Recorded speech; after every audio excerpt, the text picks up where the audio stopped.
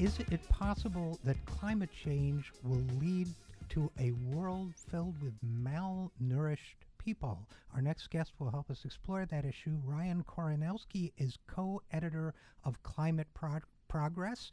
Previously, he was the research director and rapid response manager at the Climate Reality Project. He's worked on Senate and presidential campaigns, and he joins us now. Ryan, thanks for coming on the program. Thanks so much for having me. So tell us about malnutrition and climate change. What's the story? Right. So last week in the Lancet Medical Journal, an article appeared that actually took a different tack than most people do when they think about what's going to happen to our food supply in a warming world. Most people are focused on, and most of the research has been focused on food security questions. How much food is going to be able to be grown in a world where there's a lot more flooding, heat waves, drought, extreme weather, influenced by rising temperatures, sea level rise, all of the impacts that we are seeing now and will continue to see in the future as we pump more carbon dioxide and other greenhouse gases into the atmosphere. So these guys, led by a University of Oxford researcher named Marco Springman, did an analysis that focused a little bit differently on the composition of our diets in those scenarios where we're seeing a lot of climate change, that 2 degrees Celsius threshold that most scientists are concerned about. And they found that it's actually going to lead to some malnutrition problems, not just for the most vulnerable people on the planet, but also folks in wealthier countries that may even eat too much now. They found that it's going to lead to a diet that has less vegetables and less fruit than they would otherwise be able to have, and that leads to a bunch of other chronic health conditions that we see, to a certain extent now, heart disease and diabetes and other things that are concerns. But it's an interesting observation and finding that is usually something that is not focused on.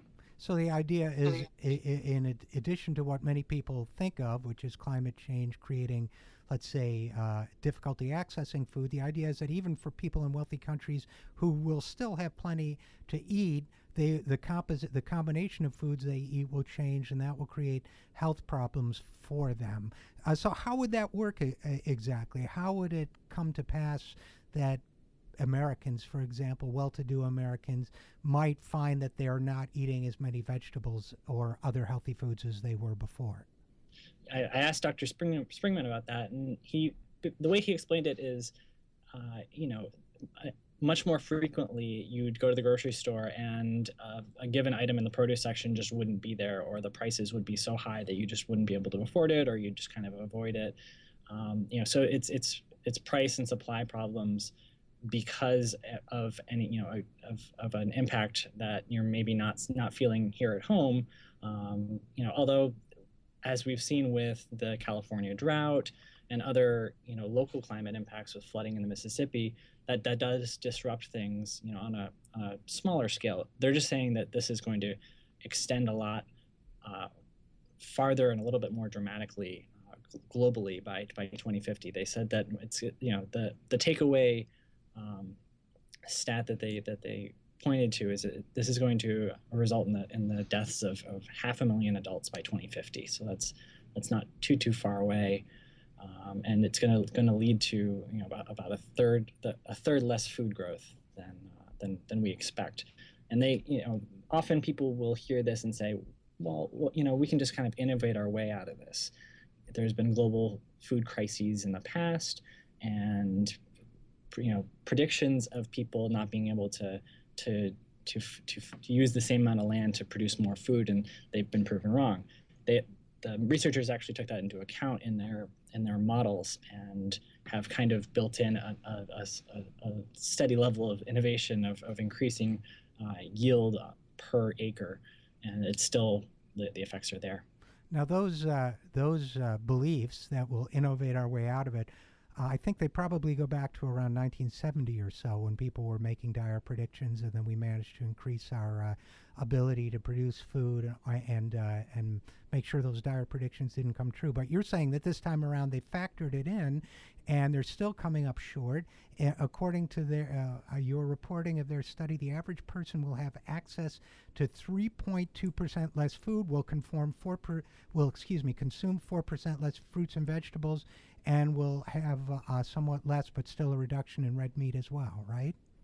That's correct. Yeah, and it doesn't sound like much. And he actually said that some of the initial effects may be some weight loss in overweight, communities, people that have too much food. So while that may sound good to some people for some communities, the effects are going to be a lot more dramatic for folks that are struggling a little bit more to put food on the table. But it's still going to affect people just through the composition of our diets, fewer fruits and vegetables.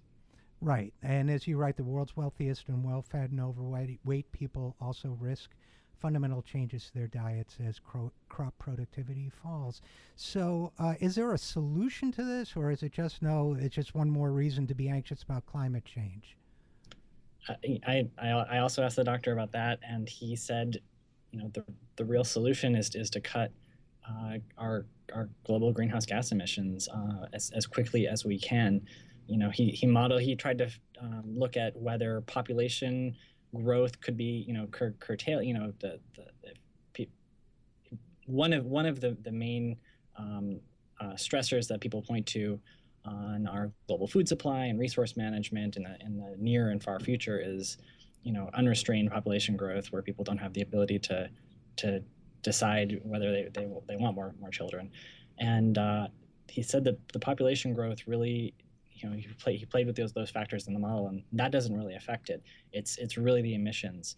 In the near term, there can be adaptation strategies where sea level walls to protect against sea level rise, and other crop sort of tactical adaptations to ride out these stressors, from drought and heat waves.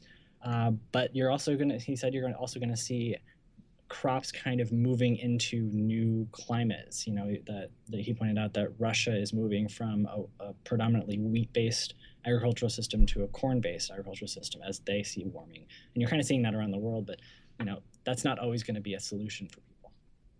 We're talking with Ryan Koronowski, who is co-editor of Climate Progress at Think Progress.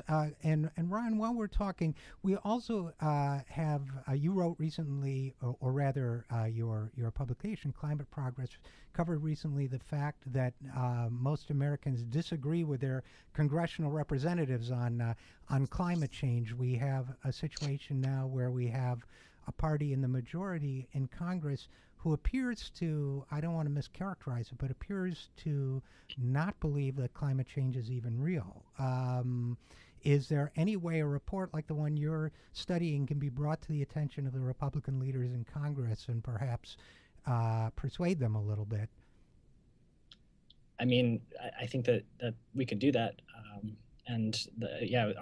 I reported on some research that my colleagues at the Center for American Progress Action Fund have done on public statements in the current Congress on climate change and climate science, and whether they accept or do not accept the mainstream scientific consensus.